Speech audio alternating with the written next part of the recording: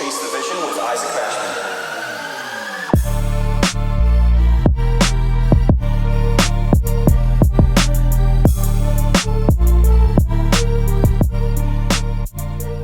Hey, what is going on, everybody? Isaac Mashman here, and welcome back to another episode of Chase the Vision with Isaac Mashman, the show that is all about helping you become a more capable individual through me sharing my experiences and knowledge in business, life, and personal growth. I'm super excited to be coming to you today with this episode because, number one, it is actually a question that I want you to be asking yourself. But before I get into the subject matter, I want to do a little bit of housekeeping. Now, I am well aware that it has been over a month since I published an episode of the show. Last episode I did was episode 85. That was in the middle of October, and it is towards the end of November right now at the time of publishing this episode. Wow. So Isaac, why the gap? Why the month of no podcast, right? You have this momentum, you have these interviews going, and then you're going silent on the podcast. Well, to tell you the truth, I have not been in the frequency of content creation. I've been in the frequency of business and building my business. And I've taken that focus away from content to get a couple things in line that have propelled me forward when it comes to 2021 wrapping up strong, and then into 2022 starting off strong. October and November were very pivotal moments in my life. They were challenging moments. I lost clients. I made a lot of new clients. I had record-setting months. And then most importantly, I also published my very first book, which was years in the making. And so amidst all of this chaos, and I was going to be moving to a different state, decided to move to a different city instead, kind of get things planned out before we made another major move. There were just a ton of things that were kind of, in motion, attacking all at once. And I had to take a step back and realize that, hey, this is a moment of defeat in terms of I lost this battle, but I did not lose this war at all. And it wasn't my lowest point of business. I recently published a video on my YouTube channel talking about, so I published a book, right? And in that video, I mentioned that it was a moment that I had to kind of switch my mentality and be saying to myself, Isaac, look, man, this was one of those moments in business that these people talk about that basically are going to make you or break you. This is a moment that you would either throw in the towel and throw away your sacrifices up until this point, or this is the moment that you're going to say, no, I'm going harder than I've ever gone before, and I'm going to continue pressing forward. And well, I decided to press forward. It wasn't my lowest point in life. By no means was it that horrible and that bad, but it was challenging. And then I took all of that energy that was focused in the wrong areas, and then I redirected it and got into the right frequency of, hey, let me go back to building my business. Let me talk to new clients. Let me talk to new people. And then also, let me finish up my fucking book and let me publish my book. And guess what? I published my book.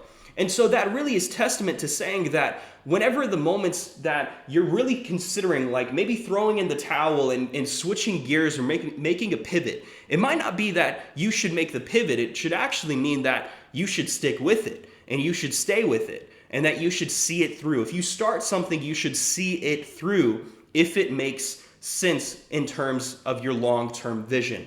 And so that's exactly what I did. And I've wanted to write a book for literally years. And I'm not going to spend too much time talking about this book that I have published because I've been doing a ton of marketing about it, and I'm going to be making my shift towards other forms of content in terms of going back hard with Chase the Vision and doing articles, written essays.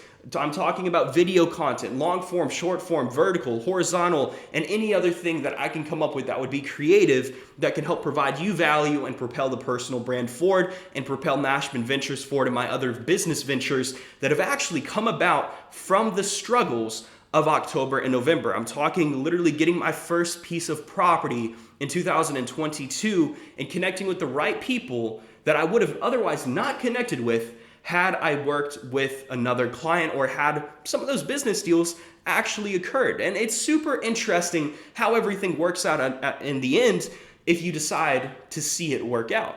And so anyways, I started writing Personal Branding, a Manifesto on Fame and Influence earlier on in this year.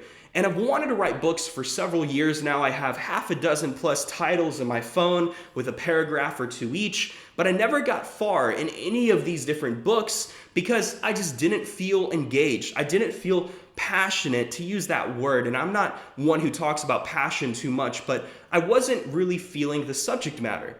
And then I got involved with Mashman Ventures in 2020. I launched my firm, and it's been great to me. It's been a fantastic experience.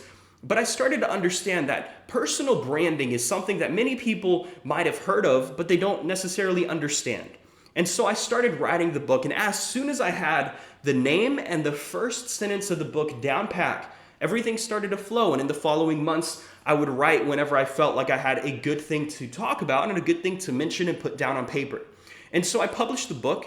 It's by no means the longest book in the world either. It's not 550 pages, but it is 55 pages. However, I must also mention that some of the most impactful things that I have ever read were the shortest. As a Man Thinketh by James Allen, U Squared by Price Pritchett. Some of these different things I have read, and I've been, wow, like this has shifted my mentality. This has shifted my life in X, Y, or Z field, right? And so with this book, I wanted to really cover the what and why, which is known as your personal brand. What is personal branding? Is it something that you have always had? Is it something you created? Is it something that you need to work on? And then I focus on the why. Why would you build out your personal brand? Why is it important? Why is your personal brand important? What are some examples of other successful personal brands that might not actually be beneficial to the outcome of society, right? Now, and you'll see by reading the book, but I use some real world and old world examples without actually explicitly mentioning anybody by name. And writing this, going into it, I wanted to do something that would stand the test of time. It wouldn't matter if it was 100 years from now, right? If 100 years from now, I am confident that the things that I talk about, if mankind still exists and is civilized and we have not had some nuclear fallout or have been invaded by aliens, well, guess what? Like this is going to apply. I don't go into specifics of technical media strategies, but I go into technical relationship-driven strategies that will exist as humanity progresses and as we move forward. And so anyways, I am super proud to have that out. It rose to the #1 new release in public relations on Amazon. It also rose to the #9 spot, the top 10 bestseller list in public relations, also on Amazon. I want to make that clear distinctive factor of on Amazon and in that category, because it would be misleading to say I had the top 10 bestseller when in reality you would probably think that's New York Times, but it was actually in Amazon. So I just want to be clear. I want to be transparent with you. But regardless of that, it is still a feat. It is still an achievement that I am extremely proud of. And every single client that works with Mashman Ventures gets a signed copy because I want to make sure that they have something in hand. Now there is a book that can be in somebody's household, that can be a conversation starter, that can be something that people can read, highlight, mark up, take notes from, and actually value from me. And so it is a technical aspect of my personal brand. It is something that was strategic on my end. It's not just a lead magnet. It's not just a way to provide value. It is a variety of different things that come together like the inner workings of a nice Swiss watch, right? It comes together like a Rolex in the sense of one piece. Without it, everything else would fall apart. And so I'm very excited to have this out. You can pick up your own copy by going to my website, isaacmashman.com/book, by going to Amazon and typing in my name, or by going to Barnes & Noble, or even Google and just type in Isaac Mashman book, and you're going to be able to pick a copy of Personal Branding and Manifesto on Fame and Influence. And if you're listening to this, chances are I'm also doing signed copies. And if you'd like a signed copy, go to my website, click on Isaac's book, and you'll see a link where you can purchase your very own signed copy that I'm personally signing and shipping out with a couple of different goodies as well. So today's subject matter isn't promoting my book. I don't want to do this to promote this and promote that and anything else. I'm doing this episode because we're getting back on track, baby. We are getting back on track. There has been a month break. Cool, big deal. That is 1 month. And other ways I, progress. Like I progressed in other avenues of my life and my business and my career and my success. But now it's time to go back to where it all started. And one of the ways that it all started was podcasting. And I want to make sure we're giving this attention, that we're still talking and having phenomenal interviews, having phenomenal conversations. And this is what we're doing next. This is what we are doing next. Same thing as before, monologues every single Monday. interviews every single Friday or bi-weekly. I might not be interviewing as many people as I did before. I'm increasing, and I've had a standard of who I've interviewed, but now I want to go for the big dogs. I want to go for the big players. And I know plenty of information. I've had plenty of experiences and stories where there might not even be a need to interview everybody. I want to make sure that you guys get a better glimpse of me, connect with me personally, and I want to talk about some of the things that I've had to overcome. Some of the different experiences and business trips that I've taken that might make you stop and be like, wow, I need to step up my game, or making this sacrifice or making this risk or taking this risk is absolutely okay because Isaac did it. I want to make sure that I'm able to connect with you because I feel like there might be this disconnect to a degree to where you might only know me from a business standpoint. And I want to make sure that we're knowing one another personally. And so there's going to be a couple of different changes. I do have some pre-recorded interviews I want to have coming out. So this Friday, if you're listening on the Monday of publishing this episode, this Friday, I'm interviewing Miss Dio, who is the founder of Wisdom, a new social audio app. Super excited to have that conversation with her. So that is coming out Friday. And then from there, it's going to go back into the monologue area and the interview spread out every now and again. But regardless, I had a question that has been on my mind a lot lately, and it's the question of why not? And I've talked about this in the past in various different forms of content. Nothing's too specific where I'm putting the emphasis only on this, but everybody tells you to find out your why. What is your why? Why are you doing the things that you are doing? What is important? Why is this important to you? And this was, brought about by somebody's book, and they're like, start with why. And then from there, it led into this self-help movement of, hey, focus on your why, focus on your passion, focus on your interest, all this other stuff that is really cliche and buzzworthy. And I don't say buzzworthy in the sense of like, this deserves a lot of attention. I say buzzworthy in the sense of everybody is buzzing about it and talking about it, and they don't even understand what the hell it means. They don't understand what your why would actually be. And so that is something that I've been challenged with a lot over the past couple of years because I'm like, why am I doing this? Truthfully, why do I care? Why am I sacrificing all these things? Why am I trying to build a 9-figure business and make $1 billion investment by the time I'm 35? Why am I building out my personal brand? And you could get into the specifics of things that add up, but they're not technically your why. And then I could get into the alternative side of conversation. A lot of people ask you, why aren't you satisfied? Why aren't you stopping? Why don't you take a break? Why don't you settle? Why don't you go and be like everybody else in your family? Or why would you do that? Why would you quit college? Why would you sacrifice that scholarship? Why would you start that business? Why aren't you going out with us tonight in the club? You get the drift? You get what I'm saying? Everybody is asking why. And I have a very simple answer, and it's kind of funny because it's asking a question back to them. And that question is, why not? Why wouldn't you do it? Why wouldn't you go out to become massively successful? If you already know maybe what your purpose is, if your purpose is like mine to live up to my potential, I very simply want to play the game of Monopoly in real life and see how big I can take this because I have one swing at life. We may or may not come back, right? We might not come back in the future. This is, to my knowledge, the only life here on earth that we have. And so why wouldn't you go up to the very top? Why wouldn't you see how big you can take it? Why wouldn't you take that risk? Why wouldn't you make that sacrifice? Why wouldn't you go out of your way to become successful? Everybody else wants you to conform to their level of comfort because they feel threatened by how big you are thinking.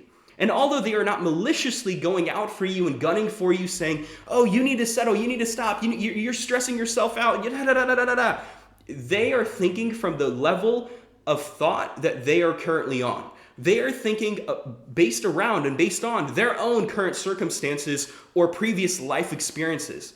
You see, if somebody who has never become successful before in any term or has any massive form of success, and you talk to them about what they have going on or what you have going on, they're going to be talking to you based on what they have previously accomplished, based off of how big or how small they have previously thought. And that is a concern. That is a risk because now you are putting your own opinion, your own future, your own passions in the hands of somebody else because their opinion is going to influence you. And so I'm not here to talk about the opinions of other people. However, I do want to shed light on why it is some people question what you have going on. And when it boils down to your why and what you have going on, I would highly suggest, I would highly recommend that you start asking yourself, why not? Why wouldn't I do this? If you want to go and become somebody who's massively known in the world of philanthropy or a cause that you really support, that you feel deeply passionate about, and that you feel deeply rooted in, then why wouldn't you see how big you can take it? Why not? Why not work with this cause? If you love this cause, your why of doing it isn't because you love the cause. It's very simply, why not? It makes sense. Why wouldn't you do it? Why wouldn't you go out and spend time with it? It's not that you love the cause. It's very simply that why not? Why wouldn't I? Why wouldn't I? I love it. I enjoy it. Cool. Why not? You don't have to get technical with every single thing, because whenever you say that you're doing something for something else, you're giving your power to that very thing instead of having the power yourself. For a long time, and I love Dean Graziosi. I love the guy to death. He has a fantastic mentor. He does a lot of great work with Tony Robbins, and he was, the godfather of the infomercial space. But I listened to one of his podcasts a couple months ago. It's probably 6 months ago, and he's talking about his own why and his own background. And he says that I want to be in control. And he's like, that is my why. It's like, I want to be in control. And I'm thinking to myself over the past couple of weeks, because I really thought that was my why as well. And I didn't talk about it publicly because I'm like, I wasn't even sure how I felt about the whole why conversation. And I'm thinking to myself, and I'm like, you know what? That really isn't my why. I'm not doing this because I want to have control. I'm doing this because why not? Like, why wouldn't I do this? Why wouldn't I go and become successful or go travel or take flights every week? Or why wouldn't I work for that? I'm like, my why isn't about control. I don't care. I don't care about control in the sense of my actions or my life. And I realized that I was actually giving my control away by inferring that I had to work for my control. I was inferring to my subconscious mind that I was actually not in control, and I had to achieve control. I had to receive control. I had to work to get control. When in actuality, I was always in control, and I think I deeply down knew that, but I was programming my brain in the wrong avenue. And so I stopped the other day after realizing that it really wasn't something that I could solve. It was something I've been thinking about, almost pondering on in a philosophical way, trying to find the answer and find the solution, only to come to the realization that that wasn't what I was working for, that I was giving away my control by understanding that I had to get it, and that the real reason why I was doing it is why not?